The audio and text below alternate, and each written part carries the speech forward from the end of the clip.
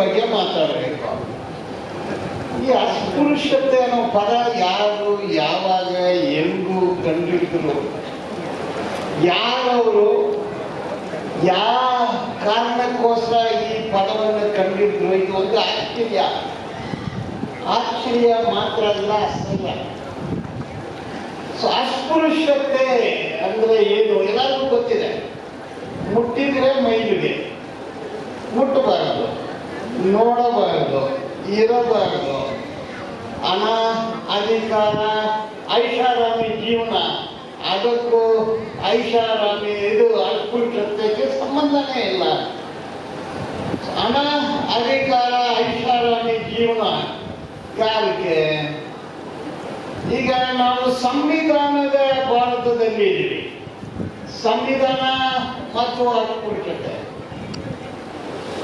ಸಂವಿಧಾನಕ್ಕೆ ಮೊದಲು ಬ್ರಿಟಿಷ್ ಆಡಳಿತ ಮತ್ತು ಅಸ್ಪೃಶ್ಯತೆ, ಅದಕ್ಕೆ ಮೊದಲು ಮೊಘಲ್ ಆಡಳಿತ ಮತ್ತು ಅಸ್ಪೃಶ್ಯತೆ, ಮೊಘಲ್ಗೆ ಮೊದಲು ಕ್ಷತ್ರಿಯ ಆಡಳಿತ ಮತ್ತು ಅಸ್ಪೃಶ್ಯತೆ, ಜೀಸಸ್ ಹುಟ್ಟಿದ ಮೇಲೆ ಅಸ್ಪೃಶ್ಯತೆ, ಜೀಸಸ್ ಹುಟ್ಟಕ್ಕೆ ಮೊದಲು ಅಸ್ಪೃಶ್ಯತೆ, ಬುದ್ಧ ಹುಟ್ಟಿದ ಮೇಲೆ ಅಸ್ಪೃಶ್ಯತೆ, ಬುದ್ಧ ಹುಟ್ಟಕ್ಕೆ ಮೊದಲು ಅಸ್ಪೃಶ್ಯತೆ. ಇದು ಅಸ್ಪೃಶ್ಯತೆ ಅಂದ್ರೆ ಏನು, ಅದು ನಿರ್ಮೂಲನೆ ಮಾಡೋಕ್ಕೆ ಸಾಧ್ಯನಾ ಅನ್ನೋದ್ರ ಬಗ್ಗೆ ಒಂದು ವಿಶ್ಲೇಷಣೆ ಮಾಡೋಣ. ಈಗ ಸಂವಿಧಾನದಲ್ಲಿ ಇದ್ದೀವಿ. ಸಂವಿಧಾನದ ಆಡಳಿತ 1947ಗೆ ನಂತರ ಅಸ್ಪೃಶ್ಯತೆ, 1947ಗೆ ಮೊದಲು ಅಸ್ಪೃಶ್ಯತೆ ಸಂವಿಧಾನ ಬಂದಿದೆ.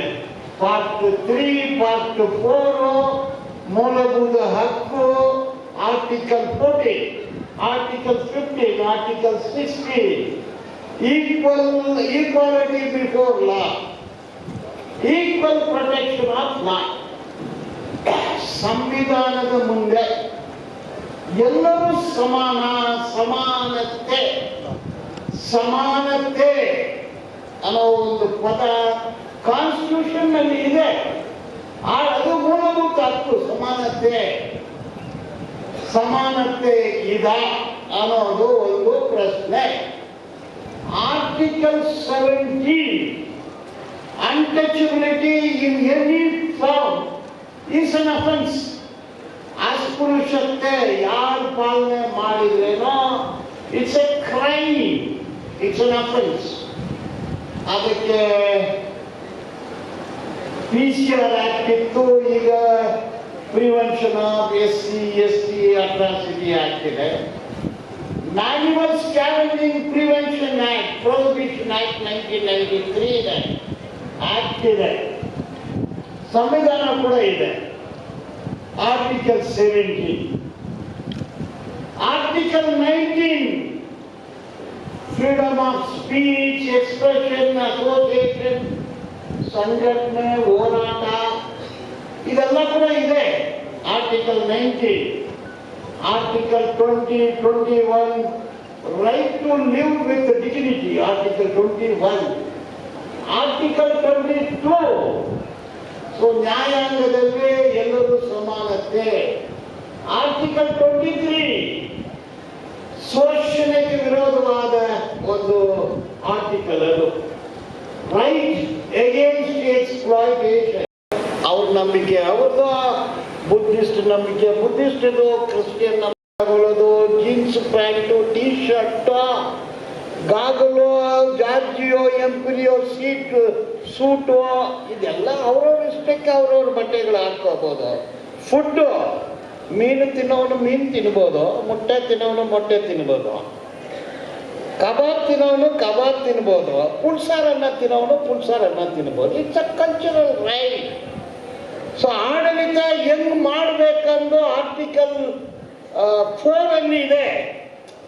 So article up to article 34, 35 ಇಂದ 35 ಇಂದ 41, 51, 51A ಸೈಂಟಿಫಿಕ್ ಟೆಂಪರ್ಮೆಂಟು, ಸೈನ್ಸು, ಇದೆಲ್ಲ ಇದೆ. ಸೊ ಇಷ್ಟು ಆರ್ಟಿಕಲ್ ಇದೆ. ಇದು ಸಂವಿಧಾನ, ಇದು ಸಮಾನತೆ, ಸ್ವತಂತ್ರ ಬಂದಿದೆ ಬ್ರಿಟಿಷ್ನವರು. ನೋಡಿ, ಒಂದು ಹಳ್ಳಿ ಊರಂದ್ರೆ ಊರು ಅಗ್ರಹಾರ, ಕೇರಿ, ಇದು ಹೆಂಗ್ ಬಂತು? ಆರ್ಟಿಕಲ್ 14 ಹೆಂಗ್ ಬಂತದು? ಊರಿದೆ, ಕೇರಿ ಇದೆ, ಅಗ್ರಹಾರ ಇದೆ. ಅದರಲ್ಲಿ ಊರಲ್ಲ ಹರಿಜನ ಊರು, ಗಿರಿಜನ ಊರು, ಶೂದ್ರರ ಊರು, ದಲಿತರ ಊರು, ಮಾಲ ಊರು, Madiga ಊರಂದ್ರೆ Then what happened to Article 14? What happened to Article 15, 16? ಸಮಾನತೆ ಎಲ್ಲಿದೆ? ಸೊ ಇದು ಯಾರು ರಚನೆ ಮಾಡಿದ್ದು? ಊರನ್ನ ಕೇರಿ ಎಂದು, ಊರಂದು, ಅಗ್ರಹಾರ ಅಂದು. ಕೇರಿನಲ್ಲಿ ಇರೋನು ಅಗ್ರಹಾರದಲ್ಲಿ ಸೈಟ್ ತಗೊಳಕ್ಕಾಗತ್ತಾ? ಮತ್ತೆ ಸಮಾನತೆ ಯಾಕೆ ಬಂದಿಲ್ಲ? 80 ವರ್ಷ ಆದ್ಮೇಲೆ ಸಂವಿಧಾನ 1950 2026 ಎಲ್ಲೋಯ್ತು ಅದು? ಈಗ ಇಲ್ಲಿ ಕೇರಿನಲ್ಲಿರೋನು ಬೆಂಗಳೂರು ಬಂದ್ರೆ ಎಲ್ಲಿ ಹೋಗ್ತಾನೆ? ಕೇರಿನಲ್ಲಿರೋನು ಕೊಲಕೇರಿಗೆ ಹೋಗ್ತಾನೆ.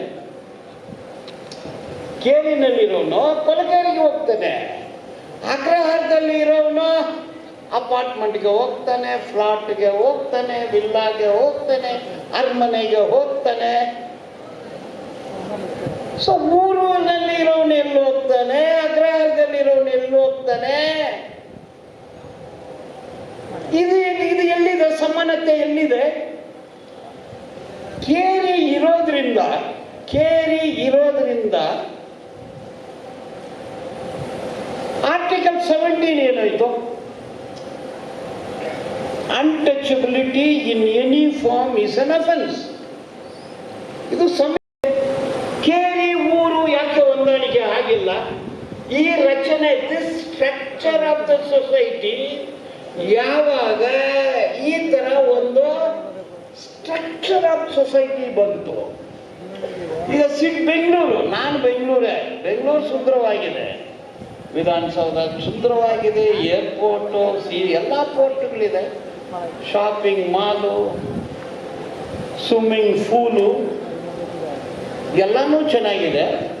ಬೆಂಗಳೂರಲ್ಲಿ 1400 ಕೊಲಕೇರಿಗಳಿದೆ, ಸ್ಲಮ್. 45 ಲಕ್ಷ ಅಲ್ಲಿ ಬಾಳ್ತಾ ಇದ್ದಾರೆ. ಅಲ್ಲಿ ಏನೂ ಇಲ್ಲ, ಶೌಚಾಲಯ ಇಲ್ಲ, ವಿದ್ಯಾಲಯ ಇಲ್ಲ, ಬೆಡ್ಡು ಇಲ್ಲ, ಬೆಡ್ರೂಮು ಇಲ್ಲ, ಬಾತ್ರೂಮು ಇಲ್ಲ, ಶೌಚಾಲಯ ಇಲ್ಲ, ರೋಡು ಇಲ್ಲ, ನೀರು ಇಲ್ಲ, ಎಲೆಕ್ಟ್ರಿಸಿಟಿ ಇಲ್ಲ, ಸ್ವಂತ ಮನೆ ಇಲ್ಲ. Then what type of Bangalore it is? ಅಲ್ಲಿನೂ ಅಸ್ಪೃಶ್ಯತೆ. ಅಲ್ಲಿ ನೋಡಿ, ಶವರ್ ಲೈನ್ ಅಲ್ಲಿದೆ ಶೇಷಾದ್ರಿಪುರಮಲ್ಲಿ. ಶವರ್ ಲೈನಲ್ಲಿ 100% ಮಾದಿಗರೇ ಇದ್ದಾರೆ. ಇದು ಯಾರು ರಚನೆ ಮಾಡಿದ್ದು? ನೆಲ್ಲೂರ್ಪುರಂ HAL ಹಿಂದುಗಡೆ ಇದೆ, 5,000 ಮನೆಗಳಿದೆ. 5,000 ಮನೆಗಳಲ್ಲಿನೂ ಮಾದಿಗರೇ ಇದ್ದಾರೆ. ಬೇರೆ ಸಮುಖದವರು ಇಲ್ವೇ ಇಲ್ಲ. Cox town beautiful town, wonderful, delightful, colourful. ಅಲ್ಲಿರೋ ದಲಿತರು ಇರೋ ಜಾಗ ಪೇನ್ಫುಲ್ಲು, ಟೇಬಲ್ಫುಲ್ಲು. ಸಂವಿಧಾನದಲ್ಲಿ ಏನಾಗುತ್ತೆ? There is a delightful, colourful, beautiful, painful, tearful, awful. So ಇದು ಎಲ್ಲಿಂದ ಬಂತು? ಹಾಗಂದ್ರೆ ಸಂವಿಧಾನ ಬಂದು 80 ವರ್ಷ ಆದಮೇಲೆ whether system failed, who is responsible for it? ಆಡಳಿತ ಮಾಡ್ತಾ ಇದ್ದಾರೆ, ಪಕ್ಷಗಳು ಬರುತ್ತೆ ಹೋಗುತ್ತೆ. Britishers have not challenged this. British ಆಡಳಿತದಲ್ಲಿ ಬ್ರಿಟಿಷ್ನವರು ಇಂಥ ಒಂದು ಕ್ರೂಯಲ್ ರಚನೆಯನ್ನ ಯಾಕೆ ಚಾಲೆಂಜ್ ಮಾಡಿಲ್ಲ? ಅವರು ಲೂಟಿ ಮಾಡಕ್ ಬಂದ್ರು, ಲೂಟಿ ಮಾಡಿಕೊಂಡು ಹೋದ್ರು. ಅವರು ನೆಲ್ಲೂರು ಸೃಷ್ಟಿ ಮಾಡಿದ್ದು ಅವರೇ, ಚವರ್ ಲೈನ್ ಸೃಷ್ಟಿ ಮಾಡಿದ್ದು ಅವರೇ. ನಂದು ಸ್ವಂತ ಊರು KGF. KGF ಅಲ್ಲಿ ಒಲೆಯರು ಒಂದು ಕಡೆ, ಮಾದಿಗರು ಇನ್ನೊಂದು ಕಡೆ, ಶೂದ್ರರು ಇನ್ನೊಂದು ಕಡೆ. ಸಿಟಿನಲ್ಲಿ ಮಾರ್ವಾಡಿಗಳು ಒಂದು ಕಡೆ, ಬ್ರಾಹ್ಮಣರು ಒಂದು ಕಡೆ, ಗೌಡರು ಒಂದು ಕಡೆ. ಮೈನಿಂಗ್ ಅಲ್ಲಿ 10 ಲಕ್ಷ ಕೆಜಿ ಚಿನ್ನ ಉತ್ಪಾದನೆ ಮಾಡಿದ್ದಾರೆ. 10 lakh kgs ಆಫ್ ಗೋಲ್ಡ್. ಇದನ್ನು ಉತ್ಪಾದನೆ ಮಾಡುವಾಗ ಸತ್ತವರ ಸಂಖ್ಯೆ 6,000 ಜನ ಹಂಗೆ ಸತ್ತೋಗಿದ್ದಾರೆ. ಇವ್ರು ಎಲ್ಲರೂ 80% ದಲಿತರು, 20% ಶೂದ್ರರು, 1% ಸವರ್ಣೀಯರು ಇಲ್ಲ, 100% ಅವರ್ಣೀಯರು. ಅವರ್ಣೀಯರನ್ನು ಹೆಸರು ಕೊಟ್ಟಿದ್ದು ಯಾರು? ಸವರ್ಣೀಯರೊಂದು ಹೆಸರು ಕೊಟ್ಟಿದ್ದು ಯಾರು? ದಿವಿಜ ಅನ್ನೋ ಹೆಸರು ಕೊಟ್ಟಿದ್ದು ಯಾರು? ಶೂದ್ರ ಅನ್ನೋ ಹೆಸರು ಕೊಟ್ಟಿದ್ದು ಯಾರು? ಪಂಚಮ ಅನ್ನೋ ಹೆಸರು ಕೊಟ್ಟಿದ್ದು ಯಾರು? ಮಾದಿಗ ಅಂದು ಹೆಸರು ಕೊಟ್ಟಿದ್ದು ಯಾರು? ತಿಳ್ಕೋಬೇಕಾಗುತ್ತೆ ಈ ಹೆಸರನ್ನು ಯಾರು ಕೊಟ್ಟಿದ್ದು. ಈಗ ಒಂದು ವಿಷಯಗಳು ಬರ್ತಾ ಇದೆ. ಇಂದು ನಾವೆಲ್ಲ ಒಂದು ಕಲ್ತೀವಪ್ಪ. ಬೆಂಗಳೂರಲ್ಲಿ ದೇವಸ್ಥಾನಗಳಿದೆ, 100 ದೇವಸ್ಥಾನಗಳಿದೆ. ಬೆಂಗಳೂರಲ್ಲಿ 100 ಕಕ್ಕಸ್ ಇದೆ, ಟಾಯ್ಲೆಟ್ಸ್ 2 ಇದೆ. ಈ ಟಾಯ್ಲೆಟ್ಸ್ ಎಲ್ಲ ಮಾದಿಗರಿಗೆ ಕೊಟ್ಟಿದ್ಯಾರು? ಈ ದೇವಸ್ಥಾನ ಎಲ್ಲ ಬ್ರಾಹ್ಮಣರಿಗೆ ಕೊಟ್ಟಿದ್ಯಾರು? ಓಕೆ ಬಾ, ಇಂದು ನಾವೆಲ್ಲ ಒಂದು ತಿಂಗಳಿಗೆ ಬದಲಾವಣೆ ಮಾಡ್ಕೊಳ್ಳೋಣ. Exchange of profession. ನಾವೆಲ್ಲ ಒಂದಲ್ಲ, 1 ತಿಂಗಳಿಗೆ ಎಕ್ಸ್ಚೇಂಜು. ಕಕ್ಕಸಲ್ಲ ನೀವು ತಗೊಳ್ಳಿ, ದೇವಸ್ಥಾನ ಎಲ್ಲ ನಾವು ತಗೊಳ್ತೀವಿ. ಒಂದು ತನಕ ನೀವು ನಾನು ಒಂದು 1 ತಿಂಗಳಿಗೆ ಎಕ್ಸ್ಚೇಂಜ್ ಮಾಡ್ಕೊಳ್ಳೋಣ. ಓಕೆ, ಇದು ಯಾಕೆ ಬಂತಿದು ಅಂದ್ರೆ, ಇಲ್ಲಿ ನಾನು ಇದಕ್ಕೆ ಎಲ್ಲಿಂದ ಬಂದಿದೆ ಅಂದ್ರೆ, ಸಂಬಂಧಗಳು, ಈ ಅಸ್ಪೃಶ್ಯತೆ ಅನ್ನೋದು ಸಂಬಂಧಗಳ ಬಗ್ಗೆ. ಕೇರಿ ಜನಾಂಗರು. ಈಗ ಒಂದು ಕೇಸ್ ಹೈಕೋರ್ಟ್ ಅಲ್ಲಿ ಇದೆ, ಅದಕ್ಕೆ ನಾನೇ ಲಾಯರ್ ಇದ್ದೀನಿ. ಒಂದು ನಟ ಪಕ್ಷ ಮುಖ್ಯಮಂತ್ರಿ ಆಗ್ಬೇಕಂದು ಆಸೆ ಆತನಿಗೆ. ಊರಿಗೆ ಕೆಟ್ಟ ಮನುಷ್ಯರಿದ್ದಾರೆ ಅಂತ ಹೇಳಕ್ಕೆ, ಊರಿಗೆ ಕೇರಿ ಇರಲ್ವಾ? ಆ ರೀತಿ ಊರಿಗೆ ಕೆಟ್ಟ ಮನುಷ್ಯರಿದ್ದಾರೆ ಅಂದ್ರೆ, ಕೇರಿನಲ್ಲಿರೋರೆಲ್ಲ ಕೆಟ್ಟ ಮನುಷ್ಯರ? ಕೇರಿನಲ್ಲಿರೋರು ಕೆಟ್ಟ ಮನುಷ್ಯರ? ಈ ಚಿಂತನೆ ಎಲ್ಲಿಂದ ಬಂತು? ಈಗ ಒಂದು ಪ್ರಭಾವಿ ಸೆಲೆಬ್ರಿಟಿ ಒಂದು ಫಿಲಮ್ಗೆ 100 ಕೋಟಿ 150 ಕೋಟಿ, ಆತನಿಗೆ ಮುಖ್ಯಮಂತ್ರಿ ಆಗ್ಬೇಕು ಅನ್ನೋದು ಆಸೆ. ಮತ್ತೆ ಭಾಷೆ ಎಲ್ಲಿಂದ ಬರುತ್ತೆ? ಆ ಚಿಂತೆ ಎಲ್ಲಿಂದ ಬಂತು? ಕೆಟ್ಟ ಮನುಷ್ಯರು ಊರಿಗಿದ್ದಾರೆ, ಊರಿಗೆ ಕೇರಿ ಇರೋ ತರ ಊರಲ್ಲಿ ಕೆಟ್ಟ ಜನರು ಇದ್ದಾರೆ ಅಂತ ಹೇಳ್ತಾನೆ. ಈ ಚಿಂತನೆ ಎಲ್ಲಿಂದ ಬಂತು ಅಂದ್ರೆ, ಈಗ ಏಕಲೈವನ್ ಅನ್ನೋ ಹೆಸರು ಕೇಳಿರ್ತೀರ. ಮಹಾಭಾರತದ ಬಗ್ಗೆ ಸ್ವಲ್ಪ ಟಚಿಂಗ್ ಇರೋರಿಗೆಲ್ಲ ಇದು ಗೊತ್ತಿರುತ್ತೆ. ಏಕಲೈವ ಅವನಿಗೆ ಈ ವಾಂಟ್ ಟು ಲರ್ನ್ ಆರ್ಚಿಯರಿ, ಬಿಲ್ವಿದ್ಯೆ ಕಲಿಬೇಕನ್ನೋದು ಆಸೆ. ಎಕ್ಸ್ಪರ್ಟ್ ಅವನು. ದ್ರೋಣಾಚಾರ್ಯ ಹತ್ರ ಹೋಗಿ ಕೇಳ್ತಾನೆ, ಏನಂದೋ ಸ್ವಾಮಿ, ನಾನು ಕಲಿಬೇಕು, ಬಿಲ್ವಿದ್ಯೆ ಕಲಿಬೇಕು, ಕಲಿಸಿ ಅಂತ ಕೇಳ್ತಾನೆ.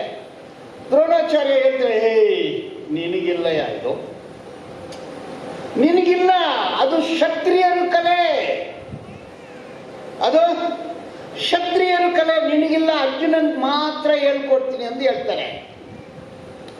ದ್ರೋಣಾಚಾರ್ಯ ಪ್ರತಿಮೆ ಇಟ್ಟು ಪ್ರಾಕ್ಟೀಸ್ ಮಾಡಿ ಈ ಎಕ್ಸಲ್ಡ್ ಅರ್ಜುನ ಗೊತ್ತಾದ ಮೇಲೆ ಬೆರಳು ಕತ್ತರಿಸ್ಬಿಡ್ತಾರೆ.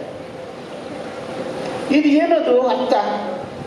ಶೂದ್ರರು, ಪಂಚಮರು, ದಲಿತರು, ಮಾದಿಗರು, ಒಳೆಯರು, ಕೀಳು ಜಾತಿ ಅಂತ ಹೇಳೋರು ಬಿಲ್ಲು ಬಿದ್ದೆ ಕಲಿಬಾರದು,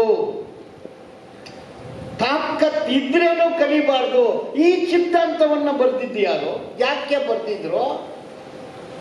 ಅದನ್ನು ತೆಗೆದುಬಿಡಿ. Do you accept it?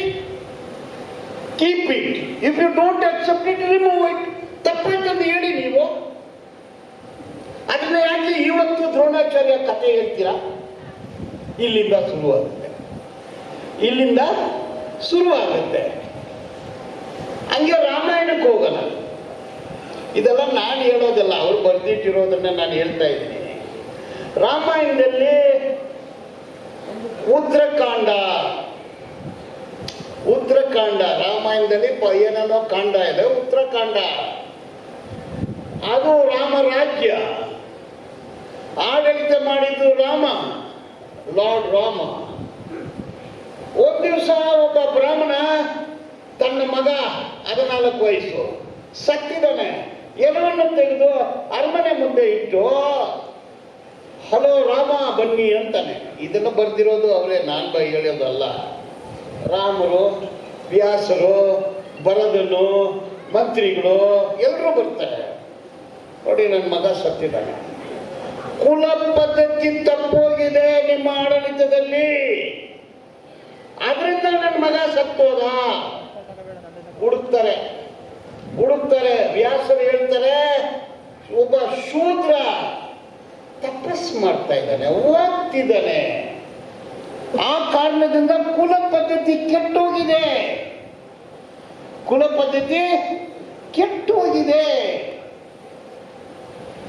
ಅಂದು ಹುಡುಕೊಂಡು ಹೋಗ್ತಾರೆ. ಒಬ್ಬ ಮನುಷ್ಯ ಕಾಲು ಮೇಲೆ ಹಾಕಿ ತಲೆ ಕೆಳಗಡೆ ಬಿಟ್ಟು ವೇದಗಳನ್ನ ಓದ್ತಿದ್ದಾನೆ. ಹೋಗಿ ಇಂಟ್ರೊಡಕ್ಷನ್, ಯಾರಯ್ಯ ನೀನೋ? ನಾನು ರಾಮ, ಅಯೋಧ್ಯ ರಾಜ. ನನ್ನ ತಂದೆ ಹೆಸರು ದಶರಥ, ನನ್ನ ತಮ್ಮನ ಹೆಸರು ಭರತ, ಲಕ್ಷ್ಮಣ ನನ್ನ ತಮ್ಮ, ಸೀತಾ ನನ್ನ ಹೆಂಡತಿ. ಇಷ್ಟೊಂದು ಇಂಟ್ರೊಡಕ್ಷನ್. ನಾನೇ ರಾಜ, ನೀನ್ ಯಾರು, ನಿನ್ ಕುಲ ಏನು, ನಿನ್ ಜಾತಿ ಏನು ಅಂತ ಕೇಳ್ತಾನೆ. ಅವರೇ ಬರ್ತಿರೋದು, ಇದು ನಾನಲ್ಲ. ಅಂದ್ರೆ ನಾನು ಏನೋ ಕತೆ ಬಿಡ್ತೀನಿ ಅಂತಾರೆ, ಬುರುಡೆ ಗ್ಯಾಂಗ್ ಅಂತಾರಲ್ಲ, ಬುರುಡೆ ಅಲ್ಲ. ದೇವಲೋಕಕ್ಕೆ ಹೋಗ್ಬೇಕು, ನಾನು ಸುಳ್ಳು ಹೇಳೋದಿಲ್ಲ. ನಾನು ಒಂದು ಶೂದ್ರ, ಅವರ್ಣೀಯ, ನಾನು ಸವರ್ಣೀಯ ಅಲ್ಲ. ಮಯಾ ಸೃಷ್ಟಂ, ಜಾತಿಗಳನ್ನ ಸೃಷ್ಟಿ ಮಾಡಿದ್ದು ನಾನೇ ಅಂದ್ ಯಾರು ಹೇಳೋದು? ಕೃಷ್ಣ ಹೇಳ್ತಾನೆ, ಜಾತಿಗಳನ್ನ ಸೃಷ್ಟಿ ಮಾಡಿದ್ದು ನಾನೇ. ಸತೂರ್ ವರ್ಣಯಂ ಮಯಾ ಸೃಷ್ಟಿ, ನಾನೇ ಸೃಷ್ಟಿ ಮಾಡಿದ್ದು. Chapter 4 of Bhagavad Gita, chapter 4. Chapter 18 ಓದಿ.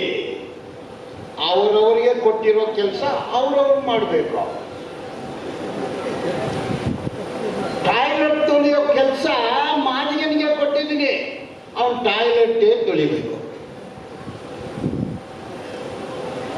ಊತ ಹಾಕೋ ಕೆಲಸ ಒಲೆಯನ್ಗೆ ಕೊಟ್ಟಿದ್ದೀನಿ, ಅವನು ಊತ ಹಾಕ್ಬೇಕು. ಚೊಪ್ಲಿ ಮಾಡುವ ಕೆಲಸ ಚಕ್ಲಿಯರಿಗೆ ಕೊಟ್ಟಿದ್ದೀನಿ, ಅವನು ಅದೇ ಕೆಲಸ ಮಾಡಬೇಕು. ಜಡ್ಜಿ ಯಾರಾಗಬೇಕು, ರಾಜರು ಯಾರಾಗಬೇಕು, ಮಂತ್ರಿಗಳು ಯಾರಾಗಬೇಕು, ಜಮೀನ್ದಾರರು ಯಾರಾಗಬೇಕು, ಇದೆಲ್ಲ 18th ಚಾಪ್ಟರ್ ಇದೆ. ಕುಲ ಪದ್ಧತಿ ತಪ್ಪಬಾರದು. ಬ್ರಾಹ್ಮಣರ ಕೆಲಸ ಬ್ರಾಹ್ಮಣರದು, ಕ್ಷತ್ರಿಯರ ಕೆಲಸ ಕ್ಷತ್ರಿಯರದು. ವ್ಯಾಪಾರ ಮಾಡೋದು, ಗೋಲ್ಡ್ ಬಿಸ್ನೆಸ್, ಡೈಮಂಡ್ ಬಿಸ್ನೆಸ್, ಬಡ್ಡಿ ವ್ಯಾಪಾರ, ಇದು ವೈಶ್ಯರದು. ಶೂದ್ರದ್ದು ಏನು ಕೆಲಸ? ಕಟ್ಟಡ ಕಟ್ಟೋದು, ಅರಮನೆ ಕಟ್ಟೋದು, ಕುರಿ ಮೇಯಿಸೋದು, ದನ ಮೇಯಿಸೋದು, ಕೃಷಿ ಮಾಡೋದು, ಬೆಣ್ಣೆ ತುಪ್ಪ ಅವ್ರು ತಿನ್ನೋದು. ಕೆಲಸ ಮಾಡಿ ಕೂಲಿ ಕೇಳಬೇಡ. ಇದು 18 ಚಾಪ್ಟರ್ ಇದೆ ಇಲ್ವಾ ಭಗವದ್ಗೀತೆಯಲ್ಲಿ? ನೀವು ಕೆಲಸ ಮಾಡಿ ಫಲ ಎದುರು ನೋಡ್ಬೇಡಿ, ಕೆಲಸ ಮಾಡಿ ಕೂಲಿ ಕೇಳ್ಬೇಡಿ. ಈಗ ಕೂಲಿ ಕೊಡಲ್ಲ, ಕೆಲಸ ಮಾಡಿ ಕೂಲಿ ಕೊಡಬೇಡಿ. ಇದು ಸಿದ್ಧಾಂತ, ಇದು ಸಿದ್ಧಾಂತ. ಅಂದ್ರೆ ನೀವು ಇದಕ್ಕೆ ಮೇಲೆ ಏನು ಓದಬೇಕು? ಮನುಸ್ಮೃತಿ ಓದಬೇಕು. ಮನುಸ್ಮೃತಿ. ಈಗ ಯಾರೋ ಮಾತಾಡುವಾಗ ಏನಿದ್ರು, ದೇವದಾಸಿ ಸಿಸ್ಟಮ್ ಮನುಸ್ಮೃತಿನಲ್ಲಿದೆ, ಅಸ್ಪೃಶ್ಯತೆ ಮನುಸ್ಮೃತಿಯಲ್ಲಿದೆ, ಬಡತನ ಮನುವಿನಲ್ಲಿದೆ. ಸೊ ಇದು ಬ್ಯಾಕ್ ಗ್ರೌಂಡ್ ಬರುತ್ತೆ. ಇದು ಕ್ಷತ್ರಿಯರ ಆಡಳಿತದಲ್ಲಿ ಹೀಗೆ ಇತ್ತು. ಕ್ಷತ್ರಿಯರು ಆಡಳಿತದಲ್ಲಿ ಆಡಳಿತಕ್ಕೂ ಶೂದ್ರರಿಗೂ ಪಂಚಮರಿಗೂ ಸಂಬಂಧ ಇಲ್ಲ. ಅರಮನೆಗೆ ಶೂದ್ರರಿಗೆ ಪಂಚಮರಿಗೆ ಸಂಬಂಧ ಇಲ್ಲ. ಇದು ಕ್ಷತ್ರಿಯರಿಗೆ ಮಾತ್ರ ಸಂಬಂಧ. ನಾಲೆಡ್ಜ್, ಗುರುಕುಲ ಇದು ಬ್ರಾಹ್ಮಣರಿಗೆ ಸಂಬಂಧ. ವ್ಯಾಪಾರ ಅಂದ್ರೆ ಹಣ, ಅಧಿಕಾರ, ಐಷಾರಾಮಿ ಜೀವನ ಸವರ್ಣರಿಗೆ ಮಾತ್ರ. ಬ್ರಾಹ್ಮಣರಿಗೆ, ಕ್ಷತ್ರಿಯರಿಗೆ, ವೈಶ್ಯರಿಗೆ ಮಾತ್ರ, ಶೂದ್ರರಿಗೆ ಇಲ್ಲ. ಜಮೀನಿಲ್ಲ, ಆಡಳಿತ ಇಲ್ಲ, ಹಣ ಇಲ್ಲ, ಚಿನ್ನ ಇಲ್ಲ, ಸಿಲ್ಕ್ ಸ್ಯಾರಿ ಇಲ್ಲ, ಸಿಲ್ಕ್ ಜಿಬ್ಬ ಇಲ್ಲ, ತುಪ್ಪ ಇಲ್ಲ, ಬೆಣ್ಣೆ ಇಲ್ಲ, ಒಳ್ಳೆ ಊಟ ಇಲ್ಲ, ಒಳ್ಳೆ ಮನೆ ಇಲ್ಲ, ಶೌಚಾಲಯ ಇಲ್ಲ, ವಿದ್ಯಾ ಇಲ್ಲ. ನೀನು ಹುಟ್ಟಿದ್ದೆ ಅವನಿಗೆ ಕೆಲಸ ಮಾಡಕ್ಕೆ ಹುಟ್ಟಿದ್ಯಾ. ಹೋದ ಜನ್ಮದಲ್ಲಿ ಕರ್ಮ ಮಾಡಿದ್ಯಾ, ಆದ್ರಿಂದ ನೀನು ಒಲೆಯ. ಹೇಳಿರೋರು ಯಾರು? ಇದು ಎಲ್ಲಿ ಇಲ್ಲ. ಓದಿರೋರು ಯಾರು? ಈ ತರನೇ 3000 ವರ್ಷದಿಂದ ಈ ಅಸ್ಪೃಶ್ಯತೆಯನ್ನ ಬೆಳೆಸ್ಕೊಂಡು ಬಂದಿದ್ದಾರೆ. ನೋಡಿ, ಇದ್ರ ಬಗ್ಗೆ ಸ್ವತಂತ್ರ ಹೋರಾಟ ಕಾಲದಲ್ಲಿ ಇದ್ರ ಬಗ್ಗೆ ಚಿಂತನೆ ಬಂತು. ಜ್ಯೋತಿರಾವ್ ಫುಲೆ, ಡಾಕ್ಟರ್ BR ಅಂಬೇಡ್ಕರ್, ತಮಿಳುನಾಡಲ್ಲಿ ಪೆರಿಯಾರ್, ಕೇರಳದಲ್ಲಿ ನಾರಾಯಣ್ ಗುರು, ಇವರೆಲ್ಲ ಚಿಂತಕರು. After 1917 Russian revolution, Ambedkar is a great scholar. ನಾನು ಹೇಳ್ತೀನಿ ಮಾರ್ಕ್ಸಿಸ್ಟ್ ಆಫ್ ಇಂಡಿಯಾ ಅಂತ ಹೇಳ್ತೀನಿ. ನೋಡಿ, ಚಿಂತಕರು ಹೆಂಗೆಂದು ಬರ್ತಾರೆ. ಈಗ ಫ್ಯಾಸಿಸಂ ಹುಟ್ಟಿದ್ದು ಎಲ್ಲಿ? ಜರ್ಮನಿಯಲ್ಲಿ, ಇಟಾಲಿಯಲ್ಲಿ, ಯುರೋಪಲ್ಲಿ ಫ್ಯಾಸಿಸಂ ಹುಟ್ಟಿದ್ದು ಅಲ್ಲಿ. ಇಲ್ಲಿ ಬಂದಾಗ ಅಗ್ರಾರದ ಹೊರಗಡೆ ಹೋಯ್ತು. ಹುಟ್ಟಿದ್ದು ಎಲ್ಲಿ? ಅದು ಯುರೋಪಲ್ಲಿ, ಅದು ಅಗ್ರಹಾರಕ್ಕೆ ಹೋಯ್ತು. ಕಮ್ಯುನಿಸಂ ಹುಟ್ಟಿದ್ದು ಇಲ್ಲಿ ರಷ್ಯಾದಲ್ಲಿ, ಅದನ್ನು ಅಗ್ರಹಾರಕ್ಕೆ ಹೋಯ್ತು. ಅಗ್ರಹಾರ ಕೈಗೆ ಹೋಯ್ತು. ಇದು ಡಿಬೇಟ್ ಹೆಂಗಾಯ್ತು ನೋಡಿ. ಈಗ 2007 ನಮ್ಮ ಪ್ರಧಾನಮಂತ್ರಿಗಳು ಮುಖ್ಯಮಂತ್ರಿ ಆಗಿದ್ದಾರೆ. ಆ ಸಂದರ್ಭದಲ್ಲಿ ಒಂದು ಪುಸ್ತಕ ಬರೆದಿದ್ರು. ಪುಸ್ತಕದ ಹೆಸರು karma yoga. Page number 47, 48, published in the year 2007. ಪ್ರಧಾನಮಂತ್ರಿ ಏನ್ ಹೇಳ್ತಾರೆ ಅಂದ್ರೆ, ಸ್ವಚ್ಛಗೊಳಿಸೋರು. ನಾನು ಹೇಳ್ತೀನಿ, ಅವ್ರು ಸ್ವಚ್ಛಗೊಳಿಸೋದಿಲ್ಲ, ಸುಂದರಗೊಳಿಸೋರು. ಬೆಂಗಳೂರು ಚೆನ್ನಾಗಿದೆ, ಸುಂದರವಾಗಿದೆ. ಮುಂಬೈ ಸುಂದರವಾಗಿದೆ, ವಿಧಾನಸೌಧ ಸುಂದರವಾಗಿದೆ, ಎಲ್ಲ ಸುಂದರವಾಗಿದೆ. ವಿಶ್ವಸುಂದರಿ ಐಶ್ವರ್ಯ ರಾಯ್ ಕಟ್ಟಿದ್ದ. ನಮ್ಮೂರು ಹೆಣ್ಣು ಮಕ್ಕಳು ಸಿಮೆಂಟು ಮರಳು ಎತ್ತಿ ವಿಧಾನಸೌಧ ಕಟ್ಟಿದ್ದು. ಅದು ಸುಂದರವಾಗಿದೆ ಅಂದ್ರೆ ಪೌರ ಕಾರ್ಮಿಕರು ಸ್ವಚ್ಛಗೊಳಿಸಿದ್ದು, ಸುಂದರಗೊಳಿಸಿದ್ದು. ಇವರ ನೋಡಿ, ಅದಕ್ಕೆ ಏನೇ ಅಂತಾರೆ ಸರ್, ಆ ಕರ್ಮಯೋಗ ಪುಸ್ತಕದಲ್ಲಿ ಬಡತನಕ್ಕೋಸ್ಕರ ಈ ಸ್ವಚ್ಛಗೊಳಿಸೋ ಮಲ ಮೂತ್ರ ಅಲ್ಲೋದು, ಒಳಚರಂಡಿ ಕ್ಲೀನ್ ಮಾಡೋದು, ಕಸ ಗುಡಿಸೋದು, ಇದು ಹೊಟ್ಟೆಪಾಡಕ್ಕಲ್ಲ, ದೇವರ ಸೃಷ್ಟಿ. ಅವರು ಒಂದು ಜನಸೇವೆ ಮಾಡಕ್ಕೆ ಈ ಮಾದಿಗರು ವಲಯದಲ್ಲಿ ದೇವರು ಸೃಷ್ಟಿ ಮಾಡಿದ್ದಾರೆ. ಅವರು ಸಮಾಜ ಸೇವೆ ಮಾಡ್ತಾ ಇದ್ದಾರೆ, ಅವ್ರು ಸಮಾಜ ಸೇವಕರು ಅಂದು ಬಂದಿದ್ದಾರೆ. ಹೋಗ್ತೀರಾ ನೀವು? ನಾವು ಹುಟ್ಟಿದ್ದೆ ಸ್ವಚ್ಛಗೊಳಿಸಕ, ಮಲ ಮೂತ್ರ ಅಲ್ಲಕ್ಕ, ಅಸ್ಪೃಶ್ಯತ್ರ ನಾವು ಕೇರಿನಲ್ಲಿ ಇರ್ಬೇಕಾ? ಅಂದ್ರೆ ದೇವರ ಸೃಷ್ಟಿನ, ದೇವರು ನಮ್ಗೆ ಅದು ಕೊಟ್ಟಿರೋ ಡೆಸ್ಟಿನಿನ, ಅದು ಪುಸ್ತಕ ಬಂದಿದ್ದಾರೆ. ಅಲ್ಲೇ ಮಹಾತ್ಮ ಗಾಂಧಿಗೆ ಹೋಗೋಣ. 1922 first round table conference, second round table conference, Poona fact, separate electorate, reservation, ಇದು ಡಿಸ್ಕಷನ್ ಅಲ್ಲಿ ಇತ್ತು. ಈ ಸಂದರ್ಭದಲ್ಲಿ ಮಹಾತ್ಮ ಗಾಂಧಿ ಏನ್ ಹೇಳಿದ್ರು? ಹರಿಜನರು ದೇವರ ಮಕ್ಕಳು, ದೇವರು ಸೃಷ್ಟಿ ಮಾಡಿದ್ದಾರೆ, ಇವರು ದೇವರ ಮಕ್ಕಳು. ಹಾಗಾದ್ರೆ ಸವರ್ಣೀಯರು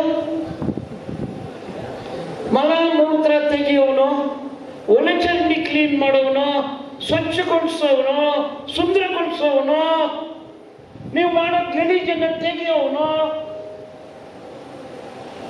ಇವರು ದೇವರ ಮಕ್ಕಳು. ಡಾಕ್ಟರ್ ಹೇಳಿದ್ರು ಅವ್ರು ದೇವರ ಮಕ್ಕಳಲ್ಲ, ದಲಿತರು. ದಲಿತರನ್ನು ಹೆಸರನ್ನು ಕೊಟ್ಟಿದ್ದು ಡಾಕ್ಟರ್. ಹರಿಜನರನ್ನು ಹೆಸರು ಕೊಟ್ಟಿದ್ದು ಮಹಾತ್ಮ ಗಾಂಧಿ. ಇದು ಇಷ್ಟಿಗೆ ಬಿಟ್ಬಿಡ್ತೀನಿ ನಾನು. ಐ ಆಮ್ ನಾಟ್ ಇದು ಪೊಲಿಟಿಕಲ್ ಸ್ಟೇಜ್ ಅಲ್ಲ, ನೀವು ಪೊಲಿಟಿಕಲ್ ರೆಪ್ರೆಸೆಂಟೇಟಿವ್ ಅಲ್ಲ, ಅದರಿಂದ ಅದಕ್ಕೆ ಮೇಲೆ ಹೋಗಲ್ಲ. ನನಗೆ ಕೊಟ್ಟಿರೋ ಸಬ್ಜೆಕ್ಟ್ ಅದು, ಅದನ್ನು ನಾನು ಟಚ್ ಮಾಡಲೇಬೇಕಾಯ್ತು.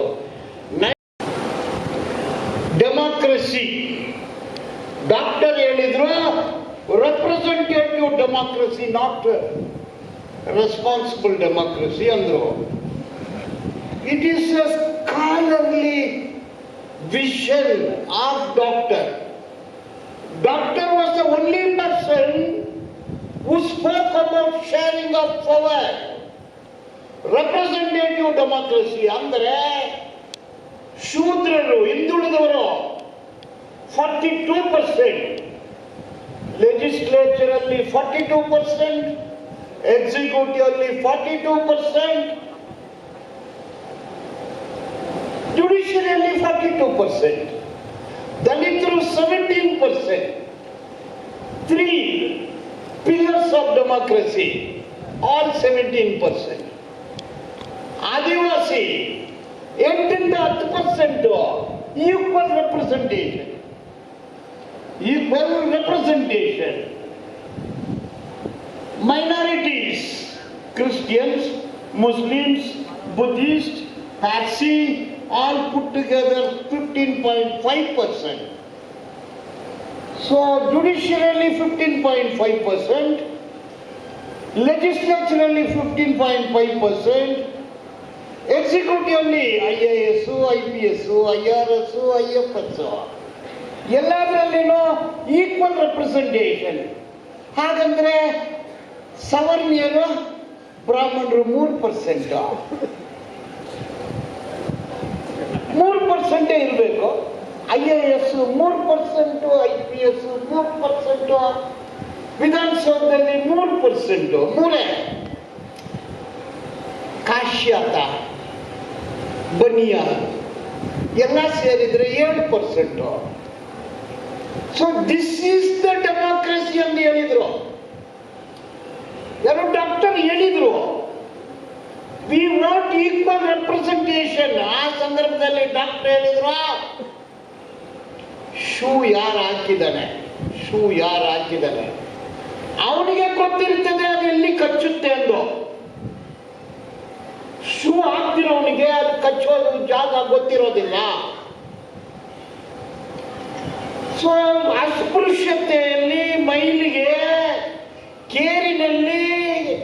ಕೊಲಕೇರಿಯಲ್ಲಿ ಸ್ವಚ್ಛಗೊಳಿಸಿ ಮಲ ಮೂತ್ರ ಕೆಲಸ ಮಾಡಿ ಊಟ ಇಲ್ಲದೆ, ಬಟ್ಟೆ ಇಲ್ಲದೆ, ಶೌಚಾಲಯ ಇಲ್ಲದೆ, ಬೆಡ್ ಇಲ್ಲದೆ, ಬೆಡ್ರೂಮ್ ಇಲ್ಲದೆ, ಏರೋಪ್ಲೇನ್ ಗೊತ್ತಿಲ್ಲದೆ, ಬಟ್ಟೆ ಗೊತ್ತಿಲ್ಲದೆ ಯಾರು ಅನುಭವಿಸಿದನೋ ಅವನ IPS ಆಫೀಸರ್ ಆಗಿ ಬಂದರೆ ಆ ಕಷ್ಟ ಅವನಿಗೆ ಗೊತ್ತಾಗುತ್ತೆ. ಅವನು IAS ಆಫೀಸರ್ ಆಗಿ ಬಂದ್ರೆ ಅವನಿಗೆ ಗೊತ್ತಾಗುತ್ತೆ, ಮುಖ್ಯಮಂತ್ರಿಯಾಗಿ ಬಂದ್ರೆ ಅವನಿಗೆ ಗೊತ್ತಾಗುತ್ತೆ ಎಂದು ಡಾಕ್ಟರ್ ಹೇಳಿದ್ರು. ಈಗಿರೋ ಪರಿಸ್ಥಿತಿ ಏನೋ, ಫಾರಿನ್ ಅಂಬಾಸಿಡರ್ಸ್ 140 ಜನ ದಲಿತರಿದಾರ, ಶೂದ್ರರಿದಾರ, 140 ಜನನು ಬ್ರಾಹ್ಮಣರೇ. ಅಸ್ಪೃಶ್ಯತರು ಇಲ್ಲ, ಅಲ್ಪಸಂಖ್ಯಾತರು ಇಲ್ಲ, ಶೂದ್ರರು ಇಲ್ಲ, ದಲಿತರು ಇಲ್ಲ, ಆದಿವಾಸಿಗಳು ಇಲ್ಲ. ವೈಸ್ ಚಾನ್ಸಲರ್ 108, 95% ಅವರೇ ಇದ್ದಾರೆ. ಬಾಲಿವುಡ್, ಟೋಲಿವುಡ್, ಗೋಲಿವುಡ್ 91% ಅವರೇ ಇದ್ದಾರೆ. ಮಾಧ್ಯಮಗಳು Arnab Goswami, republic TV, times now, CNN, IBN, news 18. Anchor ಯಾರು? ಓನರ್ ಯಾರು? ಓನರ್ಸ್ ಎಲ್ಲ ಬನಿಯ, ಆಂಕರ್ಸ್ ಎಲ್ಲ ಬ್ರಾಹ್ಮಣ. ದಲಿತರು ಎಲ್ಲಿದ್ದಾರೆ? ಇದರ IAS 71% ಬ್ರಾಹ್ಮಣರಿದ್ದಾರೆ. ದಲಿತರ ಪೋಸ್ಟ್ 1,500 ಖಾಲಿ ಇದೆ. ದಲಿತರಿಗೆ ಅದು ಕೊಡಬಾರ್ದಂದಿದೆ. IPS 61% ಸವರ್ಣೀಯರು. ಎಲ್ಲಿದ್ದಾರೆ ದಲಿತರು? ಆದಿವಾಸಿಗಳು ಎಲ್ಲಿದ್ದಾರೆ? ಅಲ್ಪಸಂಖ್ಯಾತರು ಎಲ್ಲಿದ್ದಾರೆ? Then what type of democracy it is? Court 25 court ಇದೆ. 25ನೇ ಕೋರ್ಟು ಅಮರಾವತಿ ಹೈಕೋರ್ಟ್, ಆಂಧ್ರದು. ಇದರಲ್ಲಿ ಪೋಸ್ಟು 1140.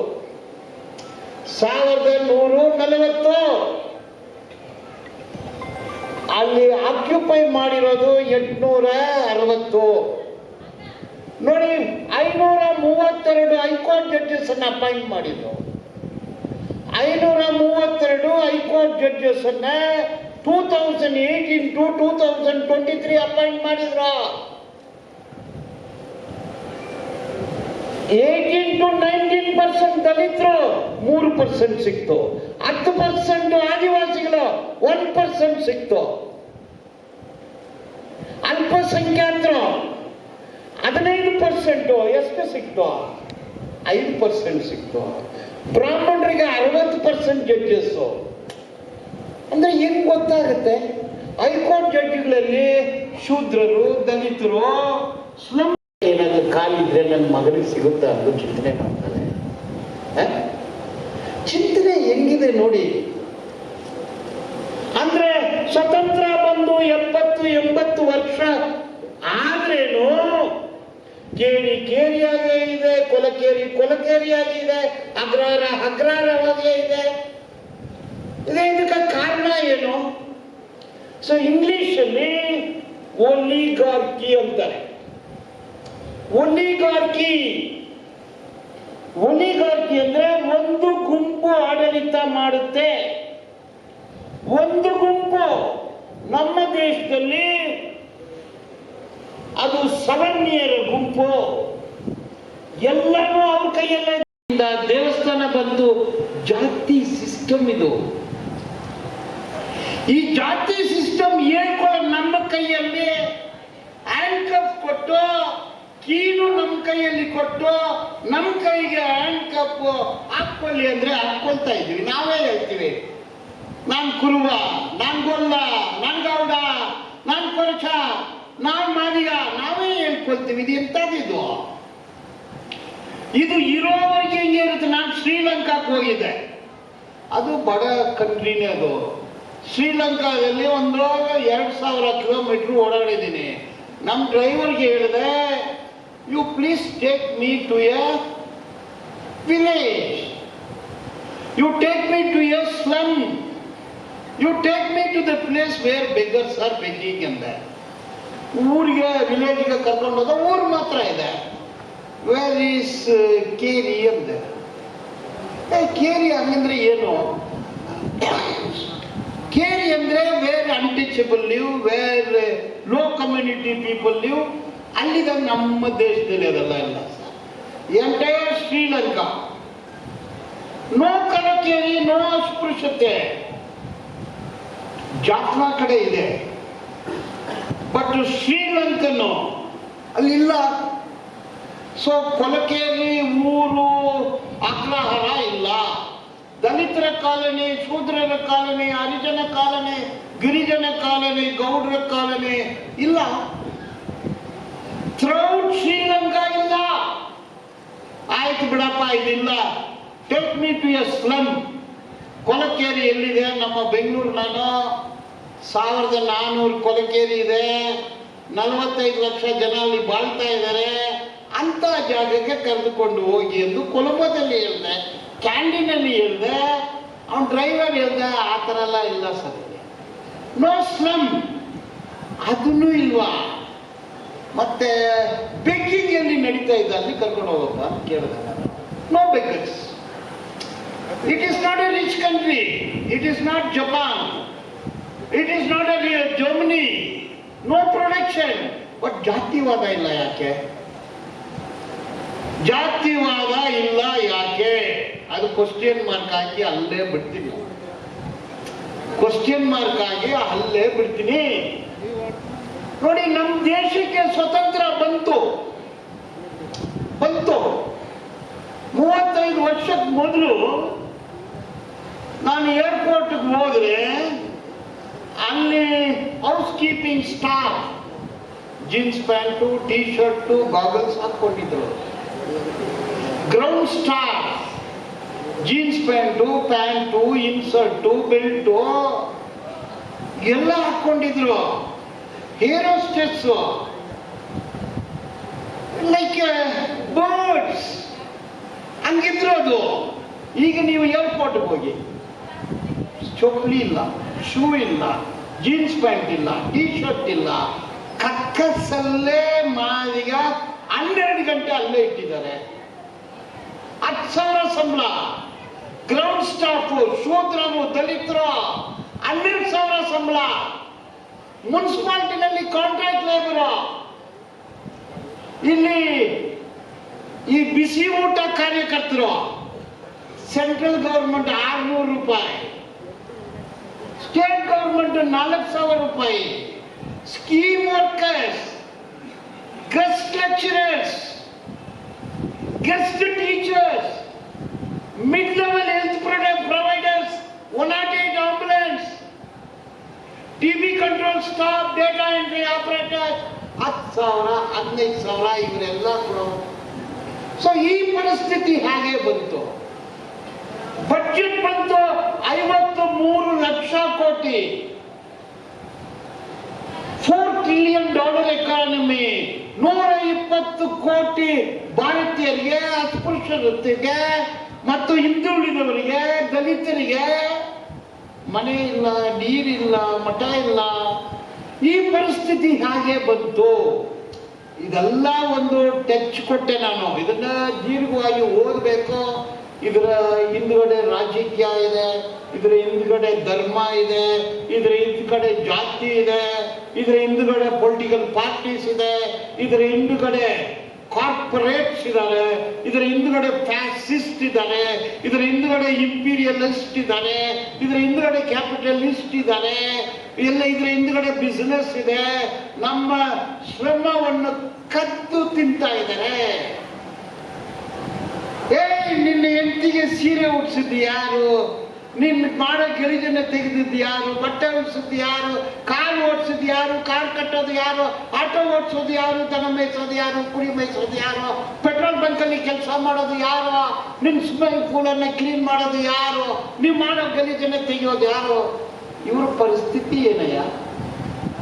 ಇವ್ರು ಯಾರು ಅಧಿಕಾರದಲ್ಲಿಲ್ಲ. ಇದಕ್ಕೆ ಕಾರಣ ಏನು? ಅದು ಹೆಂಗಾಯ್ತು ಈ ದೇಶದಲ್ಲಿ? ಈ ರೀತಿ ಊಟ ಇಲ್ಲ, ಬಟ್ಟೆ ಇಲ್ಲ, ಕೆಲಸ ಇಲ್ಲ, ಕೂಲಿ ಇಲ್ಲ, ಸಂಬಳ ಇಲ್ಲ. 4,600 ಏನ್ ಸಂಬಳ? ಇದೆಲ್ಲ ದಲಿತರಿಗೆ ಕೊಡ್ತಾರೆ. ಅಂದ್ರೆ ಅಸ್ಪೃಶ್ಯತೆ ಅನ್ನೋದು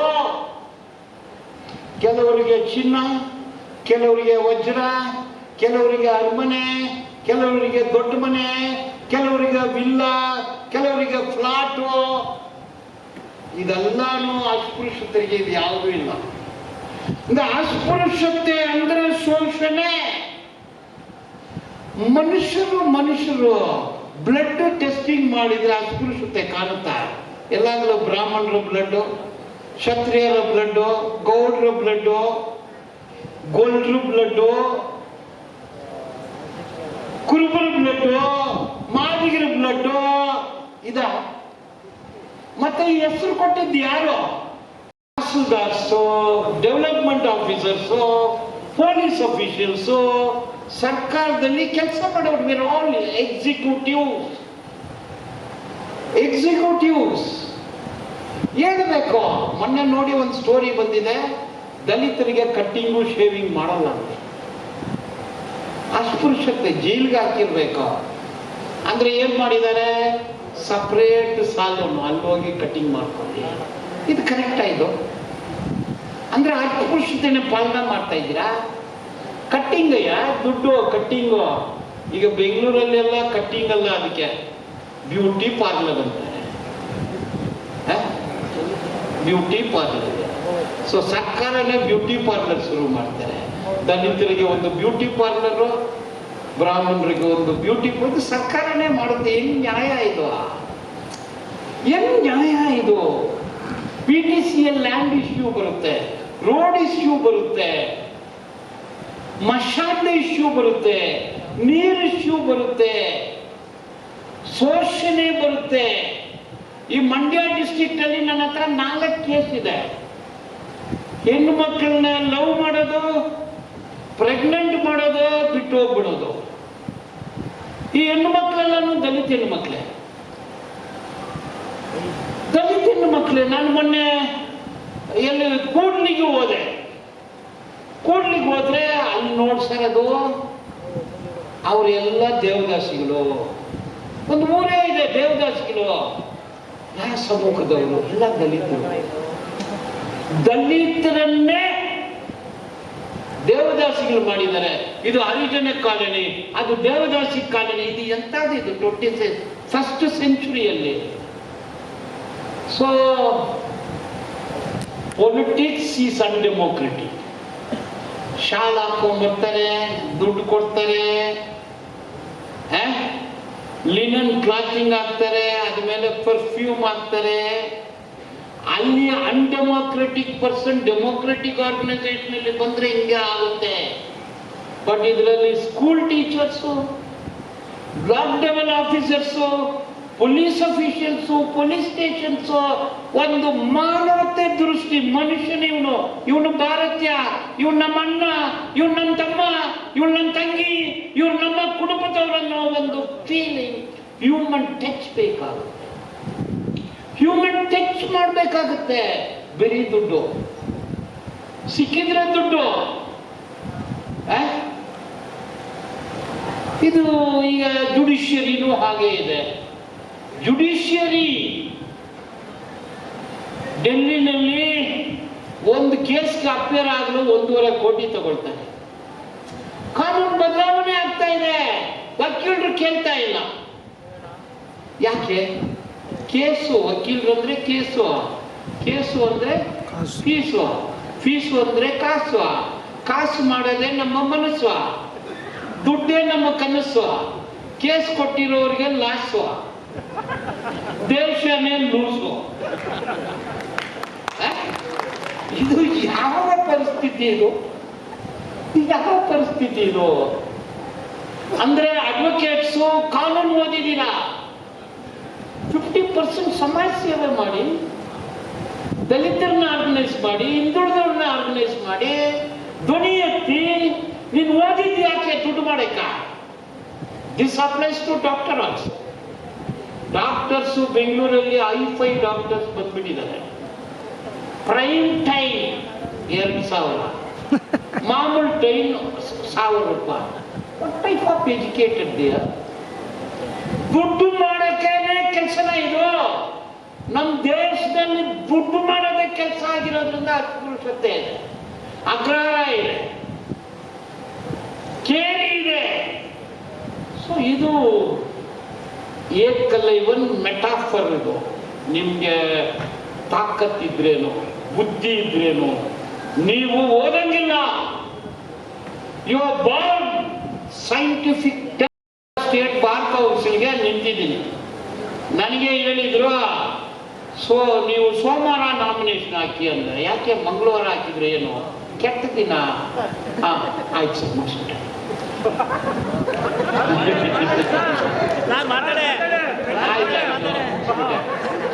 ನಾನು ಹೇಳಿದೆ ಮಂಗಳವಾರ ಹಾಕ್ಬಾರ್ದು, ಕರೆಕ್ಟ್ ಯಾವ ಟೈಮ್ಗೆ ಹಾಕ್ಬಾರ್ದಿಲ್ಲ ಸರ್, ರಾತ್ ಕಾಲದಲ್ಲಿ ಆಗ್ಬೇಡ. ಗೊತ್ತಾಯ್ತು, ಮಂಗಳವಾರನೇ ನಾಮಿನೇಷನ್ ಹಾಕ್ತೀನಿ, ರಾತ್ ಕಾಲದಲ್ಲೇ ನಾಮಿನೇಷನ್ ಹಾಕ್ತೀನಿ. 100 ಲಾಯರ್ ಸೇರಿಸ್ಕೊಂಡು ಡಾಕ್ಟರ್ಗೆ ಮಾಲಾರ್ಪಣೆ ಮಾಡಿ ಕರೆಕ್ಟ್ ಆಗಿ ಮಂಗಳವಾರ ರಾತ್ ಕಾಲದಲ್ಲಿ ನಾಮಿನೇಷನ್ ಆಗದೆ. ಸೊ ಮೂಢನಂಬಿಕೆಯಿಂದ ಅಸ್ಪೃಶ್ಯತೆ, ಇದೆಲ್ಲ ರಾಜಕೀಯ. ನೀವು ಏನ್ ಸರ್ ಮಾಡ್ಬೇಕು? ಪ್ರತಿಯೊಬ್ಬರು ರಾಜಕೀಯದಲ್ಲಿ B in politics, understand politics, fight, street fight, agitation. Doctor ಅದನ್ನೇ ಹೇಳಿದ್ರು, ಎಜುಕೇಟ್, ಅಜಿಟೇಟ್, ಆರ್ಗನೈಸ್ ಅಂತ ಹೇಳಿದ್ರು. ಅದರಿಂದ ವಿಧಾನಸೌಧದಲ್ಲಿ ಅಸ್ಪೃಶ್ಯತೆ ಹೋಗೋದಿಲ್ಲ, ಹೈಕೋರ್ಟ್, ಸುಪ್ರೀಂ ಕೋರ್ಟ್ ಅಲ್ಲಿ ಅಸ್ಪೃಶ್ಯತೆ ಹೋಗೋದಿಲ್ಲ, ಎಕ್ಸಿಕ್ಯೂಟಿವ್ ಅಸ್ಪೃಶ್ಯತೆ ಹೋಗೋದಿಲ್ಲ. Street fight, politics, scientific temper, ಮನುಷ್ಯನನ್ನ ಮನುಷ್ಯನಾಗಿ ನೋಡ್ಬೇಕು ಅನ್ನೋ ಒಂದು ತತ್ವ, ಹ್ಯೂಮನ್ ತತ್ವ ಇದೇ ಅಸ್ಪೃಶ್ಯತ್ವವನ್ನ ಎರಾಡಿಕೇಟ್ ಮಾಡುತ್ತೆ ಅಂತ ಹೇಳಿ ಸಿಟ್ಟು ಬಂದಿದೆ.